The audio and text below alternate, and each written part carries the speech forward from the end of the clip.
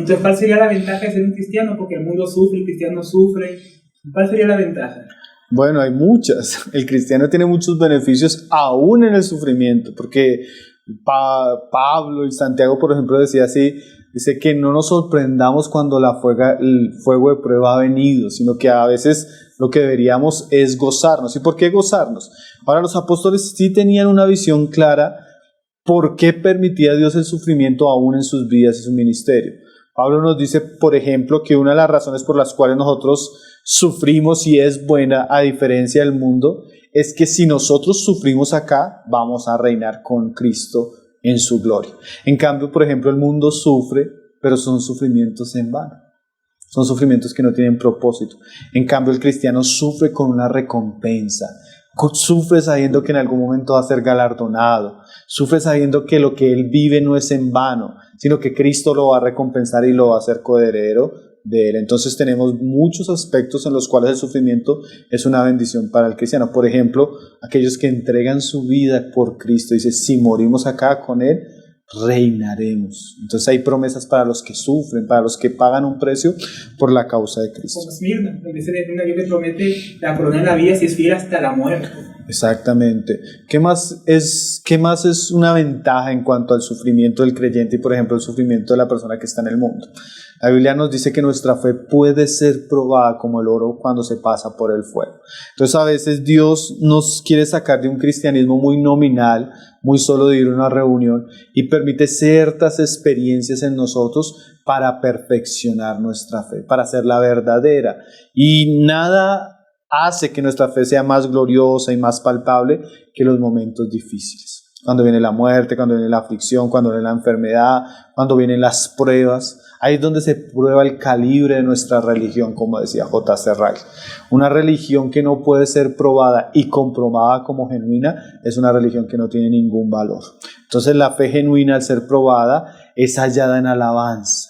Entonces el cristiano verdadero en los sufrimientos, él tiene un beneficio. ¿Y cuál es el beneficio? El ver si su fe es genuina o no. Ahora, la Biblia también nos habla que los sufrimientos producen ciertas cosas. Por ejemplo, dice Pablo en Romanos 5:3 que también nos gozamos en las tribulaciones sabiendo que la tribulación produce paciencia. Y la paciencia prueba, y la prueba esperanza. O sea, los sufrimientos como las tribulaciones pueden producir cosas en nosotros que antes no había, ¿sí? Lo común en todo hombre es que sea impaciente.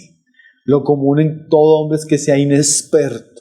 Pero cuando Dios comienza a pasarnos por ciertas circunstancias, comenzamos a aprender lo que es la paciencia, ¿sí? Esa paciencia triunfante, esa paciencia victoriosa, esa paciencia que es el carácter de Cristo en una persona. Entonces, por ejemplo, lo que hablamos ahorita del ministerio. Es diferente encontrarse con una persona que es joven en el ministerio, pero que no ha tenido pruebas, al que ha pasado por pruebas. Porque el que ha pasado por pruebas, usted ve que él tiene experiencia, él tiene madurez, él tiene ciertas características que, como algunos llamaban antiguamente, ciertas virtudes pasivas, como mansedumbre, bondad, paciencia, fe, que los que no han pasado por ciertas experiencias no tienen. Aun cuando Pablo dice, la paciencia produce prueba, quiere decir que es un cristiano experimentado, es un cristiano maduro. Y por ejemplo, lo que decíamos ahora del ministerio, ¿nosotros cómo vamos a poder consolar? ¿Nosotros cómo vamos a poder ayudar a otras personas cuando no hemos sufrido? Pablo decía que los sufrimientos que él tenía les llevaban a experimentar la consolación de Dios y él podía consolar a los demás. Entonces los sufrimientos forman el carácter de Cristo, nos maduran y nos hacen personas experimentados aún para ayudar a otros, aún para consolar a otros, aún para servir a otros. Entonces la formación de carácter que viene a través de los sufrimientos no la aprendemos en ninguna otra parte.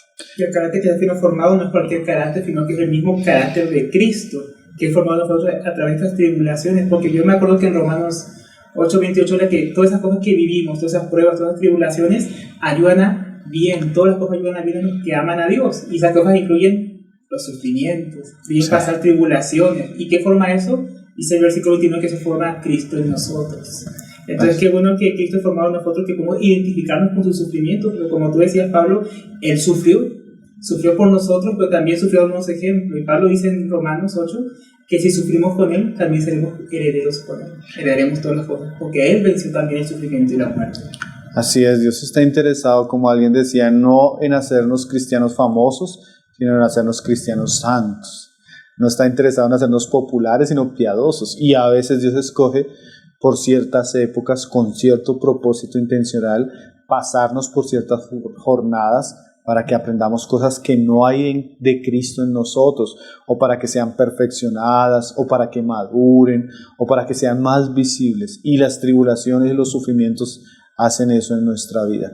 Y otra cosa que también es buena cuando nosotros como cristianos sufrimos, es que podemos experimentar el amor hacia otros como antes no lo hacíamos. ¿Cómo así? Cuando nosotros tenemos entre nosotros enfermos, cuando nosotros estamos pasando una crisis económica o una crisis como la que estamos viviendo con el coronavirus, nosotros podemos ser despertados a manifestar el amor y las buenas obras como no lo haríamos en una época donde hay tranquilidad.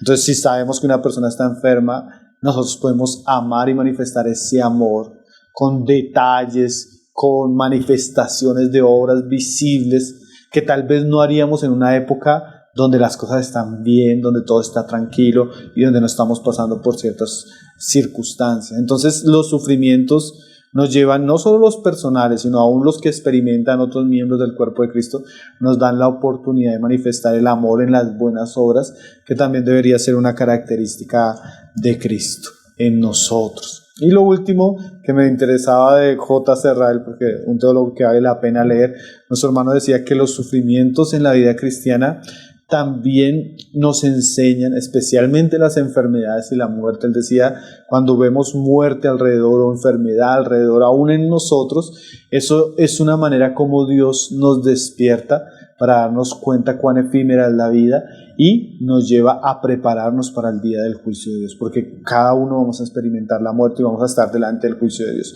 Entonces, cuando yo estoy siendo afligido, cuando yo paso enfermedad, yo estoy siendo despertado por Dios para darme cuenta que yo soy pasajero, que la muerte es algo inevitable y me está persiguiendo. Como decíamos ahora, vemos muchos funerales, pero viene tal vez seguramente el mío.